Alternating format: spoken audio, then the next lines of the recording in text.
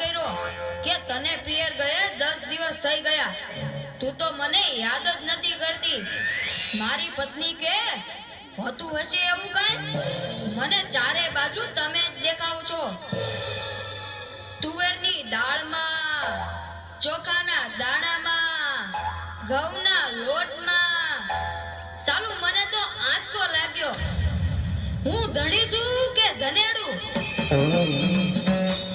એ હા ભાઈ હા, એ કાગડા બધે કાળા જ હોય.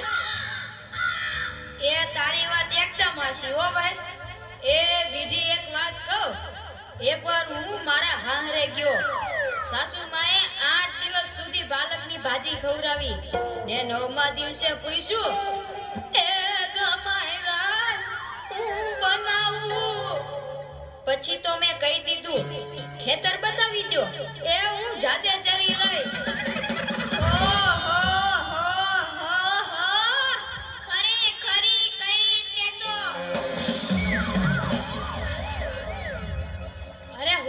મારી પત્ની સાથે શાક માર્કેટમાં ગયો તે ઈ મને કહે 2 કિલો વટાણા લાવ. મેં કીધું લઈ લે, એમાં હું પૂછવાનું હોય? તો મને ઈ કે પૂછવું તો પડે ને, આ વટાણા ફોલવાના તો તમારે જ છે ને. યો કરો વાત. અરે બાયોની ક્યાં માંડો છો? આજકાલની પડજાઓ પણ જુઓ ની. મારી ટિંડોળના હાથમાં મોબાઈલ આવ્યો એટલે બસ પતી ગયું, સમજી લે.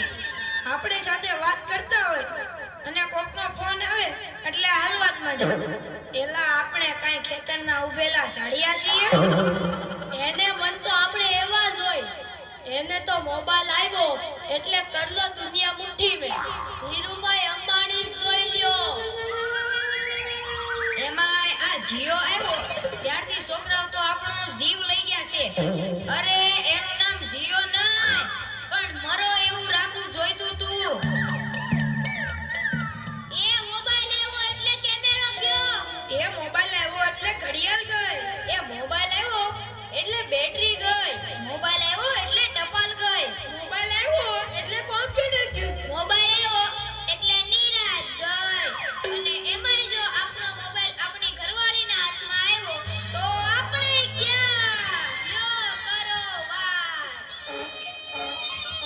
એલા આ જીઓ ઉપરથી યાદ આવ્યું, તમને ખબર છે હમણાં સુધી પછી પૈસા હાલતા હતા ઈ કોણે બંધ કરાવે? ઈ ખબર છે તમને કોઈને? નથી ખબર ને? સરકારે બંધ કરાવ્યા. બીજું કોણ કરે?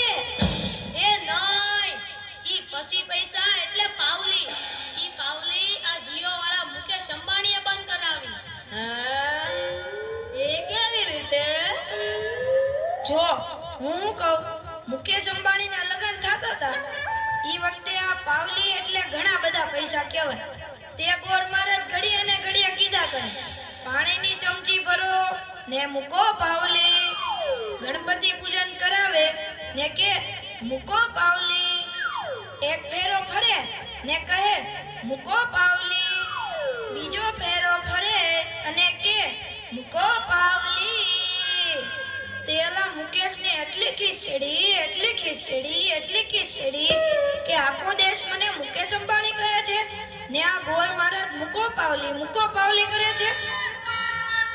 મોટો થઈને આ પાવલી બંધ ન કરાવું તો મારું નામ મુકેશ અંબાણી નહીં. અને જુઓ એને બંધ કરાવી કે નહીં.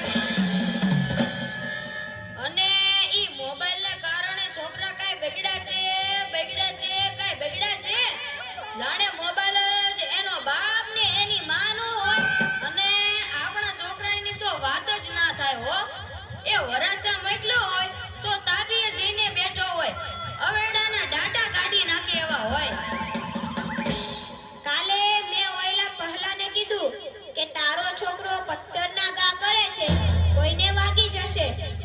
પહેલો મને કે ઈ મારો છોકરો નહીં, ઈ તો મારો ભાણિયો છે. મારો છોકરો તો તારા બૂટમાં પાણી ભરે જો. એ લાટા પાટા શણગાર કરીને સ્કૂલે મોકલ્યો હોય ને ઘરે આવે ત્યારે પલળેલ કાગડા જેવો થઈ ગયો. મારા ટીનિયાને સાહેબે પૂછ્યું કે 15 ફળના નામ બોલ. ટીનિયો કે એક સફરજન, બીજું એક ચીકુ, એક ત્રીજું પપૈયું અને 1 ડઝન કેળા.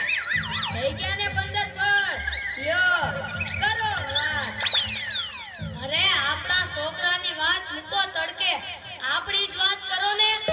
અરે છોકરાનો જન્મ થાય એટલે એની માં કે નાક તો મારા જેવું છે, બાપો કે એની આંખો મારા જેવી છે, કાકો કે એના વાળ મારા જેવા છે હો, મામો કે હાસ્ય મારા જેવું છે.